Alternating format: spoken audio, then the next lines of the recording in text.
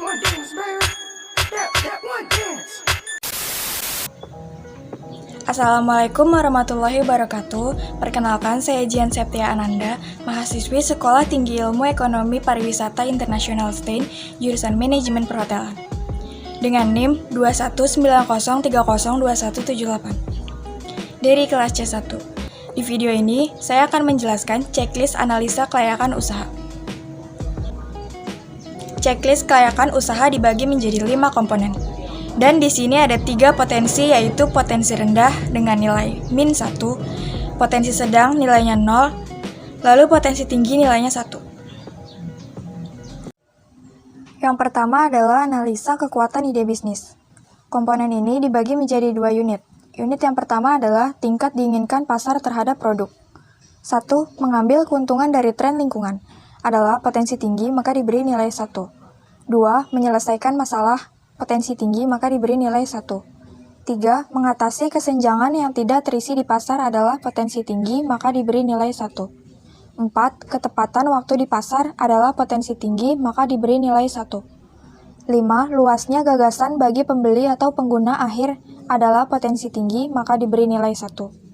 6. Sejauh mana pelanggan puas dengan produk pesaing yang sudah tersedia adalah potensi sedang, maka diberi nilai 0. 7. Sejauh mana ide tersebut mewajibkan pelanggan untuk mengubah praktis dasar atau perilaku mereka adalah potensi tinggi, maka diberi nilai 1. Lalu kemudian unit yang kedua adalah permintaan produk disurvei langsung atau online. 1. Seberapa besar kemungkinan pasar akan membeli produk atau layanan yang ditawarkan adalah potensi tinggi, maka diberi nilai 1. 2. Bagaimana mereka bersedia membayar untuk produk atau layanan adalah potensi tinggi, maka diberi nilai 1. 3. Di mana mereka dapat menemukan produk atau layanan ini untuk dijual adalah potensi sedang, maka diberi nilai 0. Jika dijumlahkan, total unit 1 dan unit 2 adalah total unit 1 yaitu 6 dan total unit 2 yaitu 2. Maka 6 ditambah 2 sama dengan 8 dibagi 2 unit yaitu nilai X bar adalah 4. Kemudian komponen yang kedua yaitu kelayakan target industri. Komponen ini dibagi menjadi 2 unit. Unit yang pertama adalah daya tarik industri.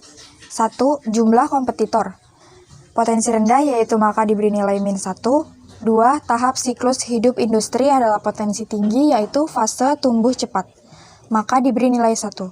3. Tingkat pertumbuhan industri di bidang ini adalah potensi tinggi yaitu pertumbuhan tinggi. Maka diberi nilai 1. 4. Pentingnya produk atau layanan industri kepada pelanggan adalah potensi tinggi, yaitu harus memiliki, maka diberi nilai 1. 5. Margin operasi industri adalah potensi sedang, maka diberi nilai 0. Lalu kemudian unit yang kedua adalah daya tarik target pasar dan konsumen. 1. Identifikasi target pasar untuk usaha baru yang diusulkan adalah potensi tinggi, yaitu teridentifikasi, maka diberi nilai 1. 2. Kemampuan untuk menciptakan penghalang untuk masuk bagi pesaing potensial adalah potensi sedang, maka diberi nilai 0. 3. Daya beli pelanggan adalah potensi tinggi, maka diberi nilai 1. 4. Kemudahan membuat pelanggan sadar akan produk atau layanan baru adalah potensi tinggi, maka diberi nilai 1. 5. Potensi pertumbuhan target pasar adalah potensi tinggi, maka diberi nilai 1. Jika dijumlahkan, total unit 1 dan unit 2 adalah total unit 1 yaitu 2 dan total unit 2 yaitu 4. Maka 2 tambah 4 sama dengan 6 dibagi 2 unit yaitu nilai X bar adalah 3. Kemudian komponen yang ketiga yaitu analisa kelayakan organisasi. Komponen ini dibagi menjadi 2 unit. Unit yang pertama adalah kecakapan manajemen. 1. Pendiri atau pengalaman pendiri dalam industri adalah potensi tinggi yaitu pengalaman, maka diberi nilai 1. 2. Pendiri atau keterampilan pendiri berkaitan dengan produk baru yang diusulkan adalah potensi tinggi, yaitu terampil, maka diberi nilai 1. 3. Sejauh mana jaringan profesional dan sosial mandiri atau pendirinya di industri yang relevan adalah potensi tinggi, yaitu luas, maka diberi nilai 1. 4. Sejauh mana usaha baru yang diusulkan tersebut memenuhi tujuan dan aspirasi pribadi adalah potensi tinggi yaitu kuat, maka diberi nilai 1. 5. Kemungkinan tim bisa disatukan untuk memulai dan menumbuhkan usaha baru adalah potensi tinggi yaitu sangat mungkin, maka diberi nilai 1. Lalu kemudian unit yang kedua adalah kecakapan sumber daya. 1. Karyawan dengan kompetensi spesifik adalah potensi sedang maka diberi nilai 0. 2. Perlindungan properti intelektual pada aspek kunci bisnis potensi sedang maka diberi nilai 0.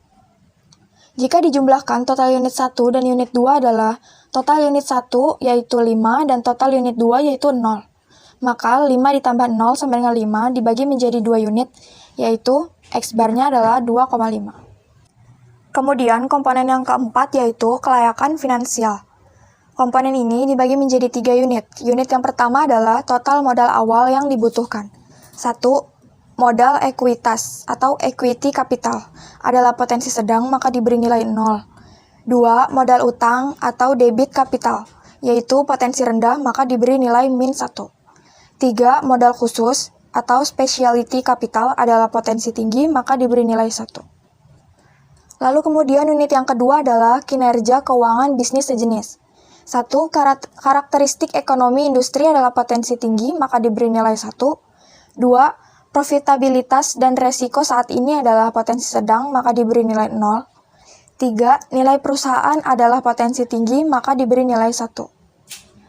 Lalu kemudian unit yang ketiga adalah daya tarik finansial keseluruhan. 1. Hasil keuangan historis adalah potensi tinggi, maka diberi nilai 1. 2. Proyeksi pendapatan adalah potensi tinggi, maka diberi nilai 1.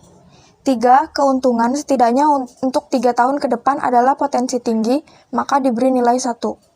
4. Margin kotor dan laba sebelum pajak sebagai persentase dari pendapatan adalah potensi tinggi, maka diberi nilai 1. 5. Daya tarik relatif terhadap perusahaan lain yang telah Anda lihat adalah potensi sedang, maka diberi nilai 0. Jika dijumlahkan total unit 1, unit 2, dan unit 3, total unit 1 yaitu 0, total unit 2 yaitu 2, dan total unit 3 yaitu 4. Maka 0 tambah 2 tambah 4 adalah 6 dibagi 3 unit, yaitu nilai X-barnya adalah 2. Yang terakhir adalah komponen potensi keseluruhan, di mana semua analisis di atas dijumlahkan agar mengetahui layak atau tidaknya usaha tersebut. Min 1 sampai 0 artinya tidak layak, 0 sampai 2 artinya layak, dan lebih dari 2 artinya sangat layak. Dalam analisa ini, saya mendapatkan potensi sangat layak. Di komponen pertama, analisa saya mendapatkan nilai 4. Di komponen kedua, analisa saya mendapatkan nilai 3. Di komponen ketiga, analisa saya mendapatkan nilai 2,5. Dan di komponen keempat, analisa saya mendapatkan nilai 2. Total keseluruhan adalah 2,8 yang dikategorikan sangat layak. Maka kesimpulannya adalah, ide bisnis ini berpotensi sangat layak untuk dikembangkan dan segera diwujudkan langkah-langkah pengembangan bisnisnya. Baik, sekian untuk video ini. Mohon maaf apabila ada kekurangan dan salah kata. Semoga video ini bermanfaat untuk kita semua. Sampai jumpa!